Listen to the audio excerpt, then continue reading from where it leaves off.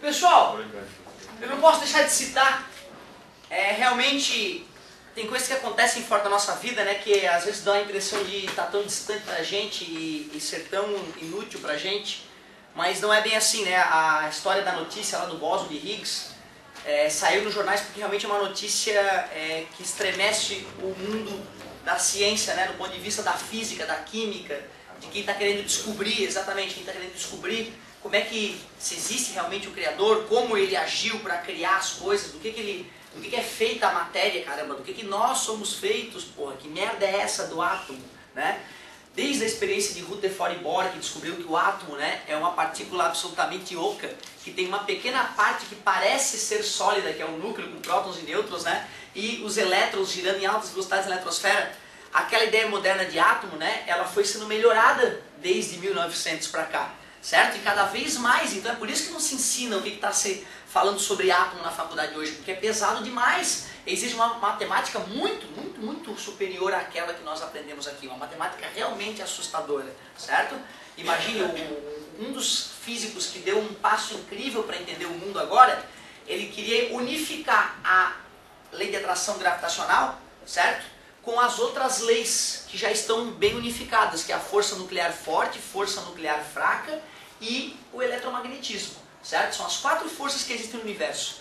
Então os físicos há anos querem uma única equação para explicar tudo isso. Aí tem um físico lá que largou já basicamente a parte formal dos estudos, está surfando hoje em dia.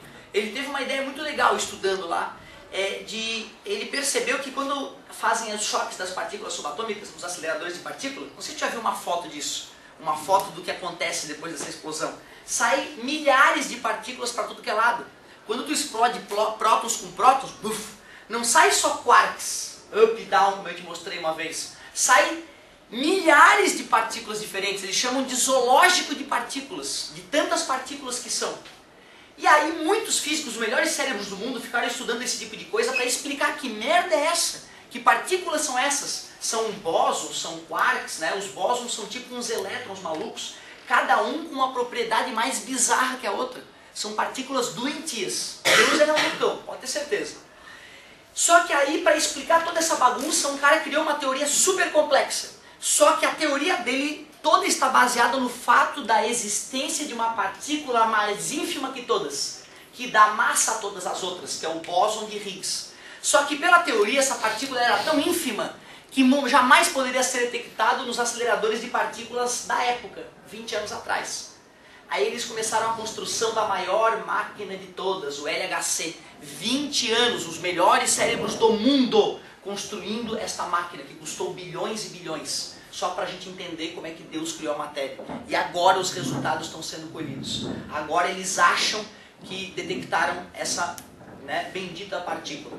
E isso vai ter implicações bizarras nos aparelhos, né? Daqui a muitos anos, toda essa tecnologia que está sendo usada nessa detecção e tudo mais, futuramente virá em forma de melhores processadores, melhores carros, melhores tudo. E coisas do arco da velha, né? Se hoje em dia a gente já vê tecnologias assustadoras, pode ter certeza que tudo isso ainda vai se revolucionar com esses estudos. O mais incrível, as equações daquele físico lá mostram, não só prevêem a existência do bóson de Higgs, como de muitas outras partículas que até então nem imaginávamos. Então é possível que exista ainda um mundo microscópico que a gente ainda não desvendou. E talvez um de vocês possa nos ajudar a desvendar após terminar o doutorado, hein? Show de bola? Nós precisamos, hein, galera, de físicos, matemáticos, químicos, engenheiros, venham para o lado das exatas. Não que nós não precisemos de advogados e sociólogos e psicólogos para curar os loucos todos, né, dar conta da sociedade, mas a gente precisa. Não acabou nada, hein? Fica tranquilo, só começou. Então a notícia é muito boa para quem imagina se trilhar a carreira na ciência. Porque se Deus criou a matéria e nós estamos descobrindo a partícula que gera a massa, que gera as outras partículas, então nós estamos descobrindo a partícula fundamental que Deus criou para criar o universo. Entendendo a mecânica quântica dela, nós entenderemos melhor os átomos e poderemos manipulá-los melhor. Aí é que está, exatamente. Isso é extremamente delicado, né? Porque assim, o cara que é crente, ele jamais vai acreditar no fato de as equações mostrarem que tudo é questão de probabilidade. Certo? Né? É aquela famosa história, quando me falaram aquela história do macaco, um tempo infinito, a caneta, certo? Eu já te comentei essa, né? Tu pega um macaco, bota numa jaula, dá papel infinito para ele e caneta à vontade para ele, deixa ele escrevendo.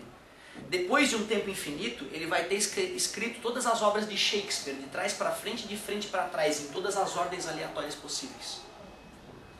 Quando me falaram isso, eu pensei, que babaca, isso é impossível, ridículo, né?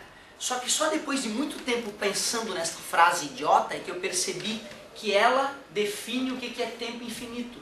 Tempo infinito, meus amigos, é tanto tempo em que tudo pode acontecer, até a vida surgir. E até esses seres vivos pensarem sobre si mesmo pode acontecer quando tu espalha a matéria em um tempo infinito. Em algum planetinha vai dar a vida. Olha que loucura, estamos aqui nós raciocinando sobre isso, certo? Então é delicado isso. Para um cara que não tem noções de matemática, como é que o cara vai pensar no infinito, porra, se ele nem consegue pensar em fração, em vírgula? O cérebro dele, ele se peida todo na hora que vai para o infinito, tá entendendo? Mas é assim, tempo infinito é o tempo em que tudo pode acontecer. Tempo infinito, o tempo da existência do mundo. Como processar essa informação? Como acreditar em Big Bang e evolução se o nosso cérebro não consegue pensar em 1000 anos para frente, né? Certo? Se a gente não consegue perceber que daqui a 100 anos o mundo vai acabar com o nosso estilo de vida, né? Como pensar daqui a 1000 anos? Só com muito esforço cerebral e muito estudo sério. Sério, estudo diário, estudo, esforço, exercício. Aí o cérebro vai ficando poderoso. Aí tu pode discutir com essas grandes mentes. Eu não posso ainda. Eu não tenho cérebro para discutir os pilares da criação ainda. Certo? De repente, depois de um mestrado e um doutorado, a gente vai lá regular o LHC, né? Imagina? Se o cara fosse bom mesmo, né? O cara tava lá perdendo os parafusos do LHC, cara. Enquanto isso, vamos dar umas aulinhas de física aqui. Galerinha, o negócio é o seguinte. Vou mostrar a continuação da hidrostática. Dá-lhe o bóson.